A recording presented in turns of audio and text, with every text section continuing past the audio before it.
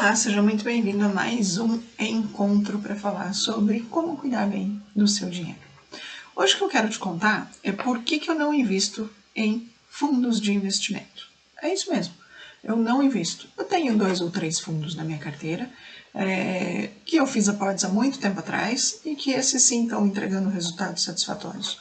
Mas de 5, 6 anos para cá, eu não faço mais aportes em fundos de investimento. E o que eu quero te mostrar aqui, como que eu vou te mostrar aqui, você vai entender por que eu não invisto em fundos de investimento e por que eu entendo e eu oriento as pessoas de que existem uma série de opções muito mais interessantes e que você tem total controle para investir do que a opção dos fundos de investimento, ok? Então, se esse tema é relevante para você, já deixa sua curtida aqui nesse vídeo, porque eu tenho certeza que você vai gostar de tudo que você vai ver aqui agora. Lembrando que o objetivo aqui é um papo rápido, de forma muito prática, te mostrando resultados para que você entenda formas para você cuidar melhor do seu dinheiro, para você rentabilizar o seu capital com segurança, com o objetivo de realizar os seus sonhos e de construir um patrimônio que te gere renda passiva mensal lá na frente, daqui a alguns anos, para você poder conquistar sua liberdade financeira, o seu poder de escolha, para poder escolher como é que você quer seguir a sua vida a partir do momento que os seus investimentos estiverem gerando renda suficiente para pagar as suas contas e bancar aquelas coisas que você deseja fazer, ok? Então vamos lá, voltando para o nosso tema aqui e vamos diretamente a alguns resultados.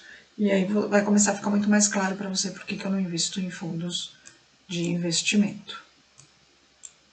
Então, esse é um primeiro fundo. Não vou entrar em destaque aqui nome dos fundos, embora ele esteja aqui, você consiga ver. Eu sei que o gráfico está pequeno, mas eu não quis aumentar muito a tela, porque eu acho que é importante a gente estar aqui conversando olho no olho.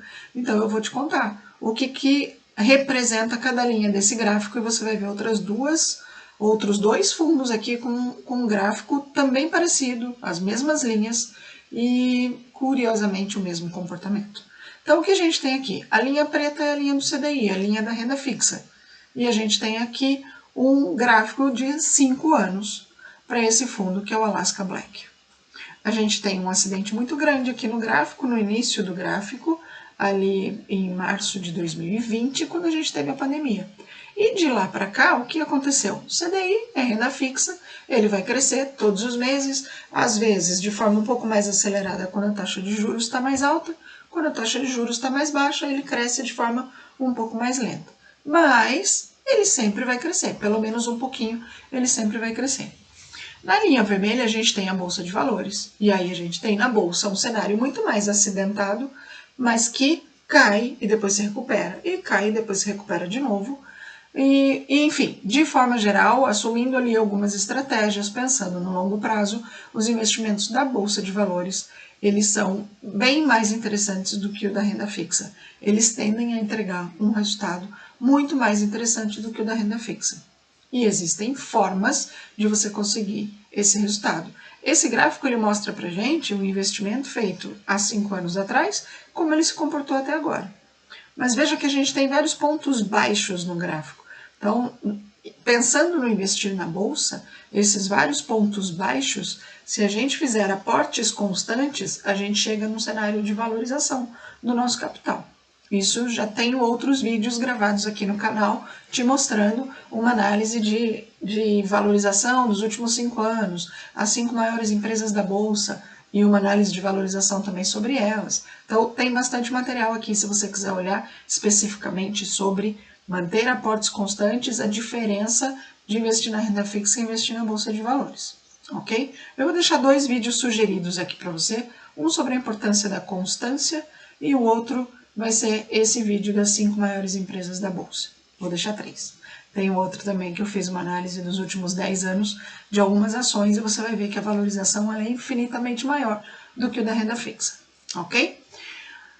A linha laranja é a linha do fundo de investimento. E aí, o que a gente vai ver aqui? Olha só que interessante, eu esqueci de falar do eixo. O eixo 0 é de onde partem os 3 investimentos, no mesmo momento, há 5 anos atrás. O que está no quadrinho cinza aqui, ele está pequenininho, mas eu vou te dizer o que tem aqui, é a informação de baixo, CDI. 48% de valorização em 5 anos. 48% em 5 anos, a gente está falando ali uma média de 8, 9% ao ano, tá legal. Quando a gente olha o Ibovespa, ele está dando 34% em 5 anos, ele realmente está menor. Por quê? Porque a gente teve esse fator de pandemia. Então, quando a gente olha o valor investido lá há 5 anos atrás, ele caiu bastante na época da pandemia e depois ele subiu, caiu de novo, subiu, caiu de novo, mas ele ainda é positivo e é um positivo em 34%. Em 5 anos, digamos que a gente está falando aí de 6,5%, 7% ao ano. Também é uma rentabilidade interessante. Aqui não conta os dividendos que as ações pagaram, aqui não conta os aportes que você pode ter feito no meio do caminho, pagando mais barato, por exemplo. Muita gente na época da pandemia investiu em ações, aproveitando que as ações ficaram muito mais baratas. E aí o que aconteceu foi que logo depois começou a se valorizar. Então quem fez esse movimento nesses períodos de baixa do gráfico está com um ganho muito maior do que os 48% do CDI, ok? Agora, nos fundos de investimento, veja o que acontece com esse fundo especificamente. O fundo caiu muito mais do que a bolsa na pandemia e ele simplesmente não recuperou nunca mais.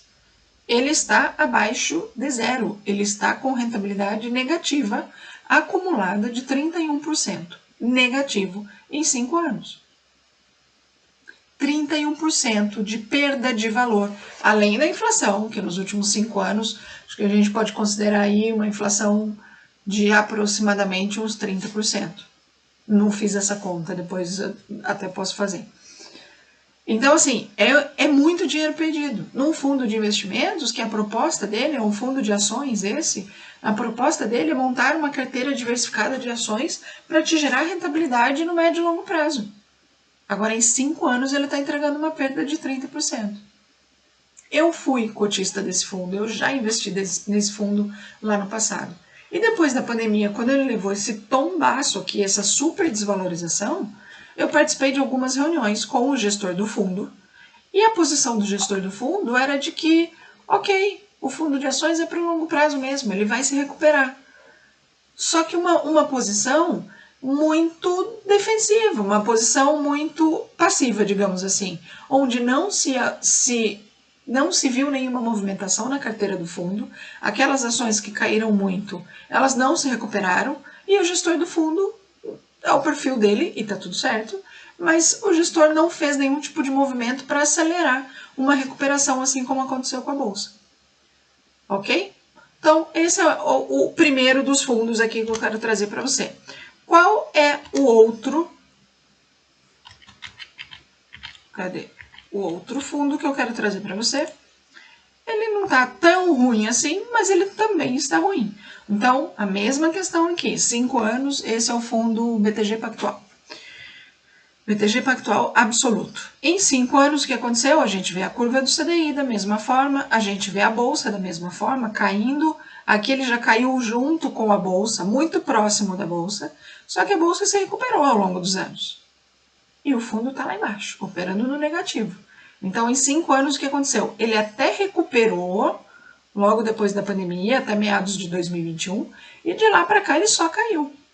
E no acumulado de 5 anos, ele está entregando menos 19%. Então, uma perda de 19% na valorização, no caso, desvalorização da cota do fundo. Enquanto o Ibovespa deu 32%, 34% e o CDI 48%. Ok?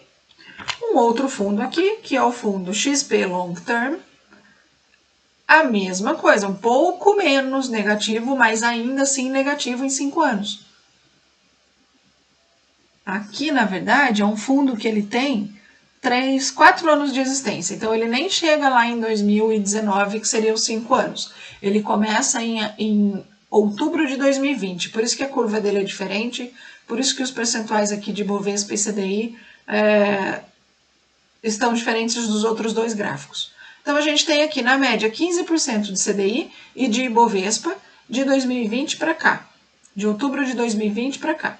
4 anos. Um pouquinho menos de 4 anos. Agora, a rentabilidade do fundo, a gente nem está pegando pandemia aqui, a rentabilidade do fundo está em 8% negativo. Então, o que acontece? Quando eu invisto num fundo de investimento, primeiro, né, o que é um fundo de investimento? É como se fosse um condomínio, é como se fosse uma associação onde diversos investidores pegam seus capitais, juntam os seus valores para investir através de um fundo, que é uma empresa constituída com o CNPJ, ele tem um gestor para cuidar dos recursos que foram alocados naquele fundo, para os recursos que foram aplicados naquele fundo. O meu capital, o seu capital. Eu acabei nem comentando, mas eu saí com perda do Alasca há 4 anos atrás, por conta dessa posição de não, a gente não vai mudar a carteira, porque a gente acredita que a carteira vai se recuperar, e tá aí o resultado, não se recuperou. Enquanto isso, a bolsa cresceu e cresceu muito. Certo? Então, só para você entender o que aconteceu com a minha parte do capital que eu tinha investido no Alasca, já não está mais lá. Eu comprei ações, aproveitei que as ações estavam mais baratas e deu tudo certo. E eu estou com a minha valorização na minha carteira bem satisfatória, recebendo dividendos, que se você já me segue aqui, você já sabe, eu publico sempre quando eu recebo dividendos, quando tem anúncio de dividendos que vão ser pagos. Então, se você não me segue ainda, vou deixar aqui meu convite para você me seguir lá na rede vizinha. O link do endereço da página está aqui na descrição desse vídeo. E já aproveito e deixar o convite para você se inscrever aqui nesse canal, porque aqui você tem conteúdos mais aprofundados, conteúdos mais densos, vídeo aulas de 15, 20, 25 minutos. A gente tem encontros semanais, então tem bastante conteúdo de fato mais profundo aqui. Mas tudo isso para te dizer que muita gente defende os investimentos nos fundos por ser uma instituição que possui um gestor e esse gestor faz a gestão da carteira. Mas, se você tiver conhecimento, você pode atuar de forma muito mais efetiva, porque todo mundo que está dentro do fundo, é impossível que todas as pessoas tenham o mesmo perfil de investidor, tenham os mesmos objetivos, as mesmas expectativas de resultado. O gestor não consegue capturar isso. Você nem tem contato com o gestor, a menos que você participe das reuniões de apresentação de resultados do fundo, mas é uma participação como plateia, assistindo, podendo questionar sim, mas assistindo. Então, não é que você vai poder cobrar do gestor uma prestação de contas porque o seu capital desvalorizou 8, 19 ou 30%. Não existe isso. As justificativas, as prestações de contas, elas são genéricas para todos os investidores. E se você tiver um pouquinho de conhecimento, você pode fazer isso de forma muito melhor. Você pode investir e compor uma carteira de investimentos muito mais interessante. Afinal de contas, ela vai estar adequada ao seu perfil de investidor, aos seus objetivos, aos prazos que você pretende utilizar o seu capital investido. Então, está tudo muito mais aderente aos seus planos, seus objetivos e às suas expectativas. E para isso, você só precisa de um pouquinho de conhecimento, nada mais. Ok? Então, vou colocar aqui alguns dos motivos que me levam a não investir em fundos, só para ficar cada vez mais claro para você, mas eu acho que você já entendeu. É claro, tem outros fundos que geram resultado positivo. No começo aqui desse nosso bate-papo eu te falei, eu tenho 2 ou 3 fundos na minha carteira, que até hoje estão valendo a pena e o dinheiro está lá. A hora que começar a não valer a pena, eu vou tirar também. Mas até agora eles estão cumprindo o seu papel. Mas a grande verdade aqui é que não tem como a gente saber se ele vai ser positivo ou se ele não vai.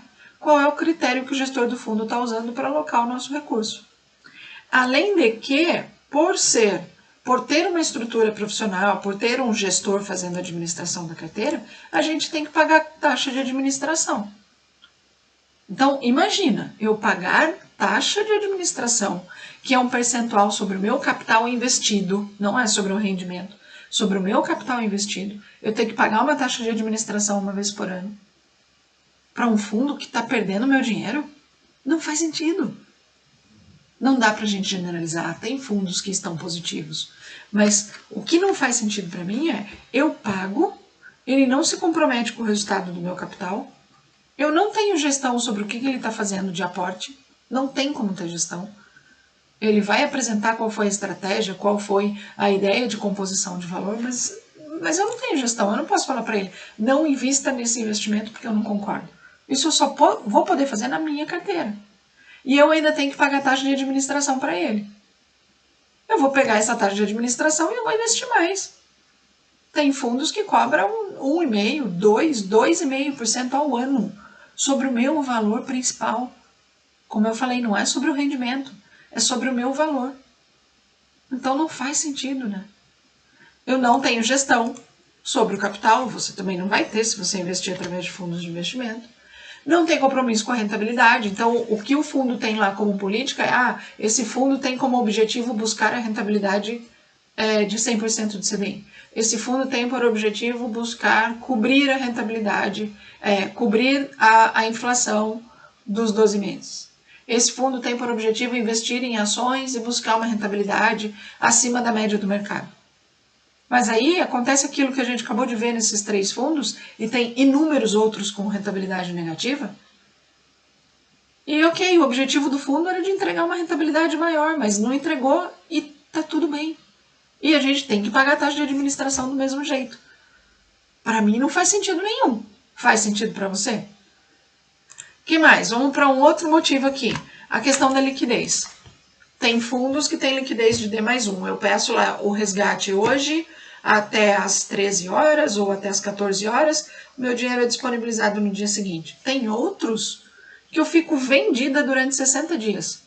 Tempo de cotização do meu resgate, 60 dias. O que acontece? Se o fundo está indo mal, entregando maus resultados, eu tenho a opção de sair a qualquer momento. Só que eu peço para sair hoje, ele vai continuar atualizando o meu capital durante 60 dias. Então, se estiver indo muito mal, eu vou continuar perdendo dinheiro por 60 dias para depois ele devolver o meu capital. Não faz sentido. Eu tenho que ter ali uma liquidez. Se eu invisto num título de renda fixa que tem investimento daqui a 3 anos, eu sei que eu vou contar com aquele dinheiro daqui a 3 anos. Mas eu também sei que ele vai me pagar uma rentabilidade que eu contratei na hora que eu investi. Afinal de contas, a gente está falando de renda fixa. Se eu estou investindo em ações e acontece alguma coisa de aquela empresa não fazer mais sentido na minha carteira, eu posso simplesmente vender as ações hoje e daqui a 2 dias eu recebo meu dinheiro de volta. No fundo, meu capital vai ficar preso por 60 dias. Ou por 30, ou por 15, depende do fundo. Então, também não faz sentido.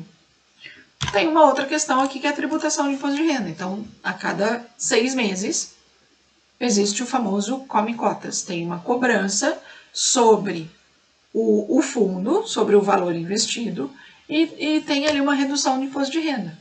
Mês de maio e mês de novembro. Existem opções de renda fixa isento de imposto de renda, existem opções de renda fixa que pagam muito mais rentabilidade, que mesmo descontando imposto de renda seja interessante. Eu tenho opções de investir em fundos imobiliários e receber renda mensal isenta de imposto de renda. E eu só vou pagar imposto de renda lá na frente se eu decidir vender minhas cotas de fundo imobiliário e eu tiver ganho nessa cota. Comprei a 10, vendi a 15. Aí eu vou pagar imposto de renda sobre esse ganho. E no caso das ações, a mesma coisa. Recebo dividendo isento de imposto de renda e se eu vender com ganho lá na frente, aí sim eu vou pagar imposto de renda, mas somente sobre o ganho. Então veja que são uma série de fatores aqui que, de fato, pelo menos a mim, Fernanda, não justifica eu investir, ok? Fez sentido o que eu te mostrei aqui? Curtiu o conteúdo? Foi relevante para você? Não se esqueça, deixa o seu like aqui no vídeo, assim outras pessoas vão ser impactadas pelo vídeo também, vão ter a mesma oportunidade que você está tendo aqui agora de adquirir esse conhecimento de forma gratuita, de forma rápida, de forma prática. Se inscreva aqui no canal e selecione o sininho, clique no sininho. Assim você vai receber avisos a cada vídeo novo que eu lançar aqui, ok? Espero realmente que você tenha gostado desse conteúdo e a gente se vê na nossa próxima aula. Até lá! Tchau, tchau!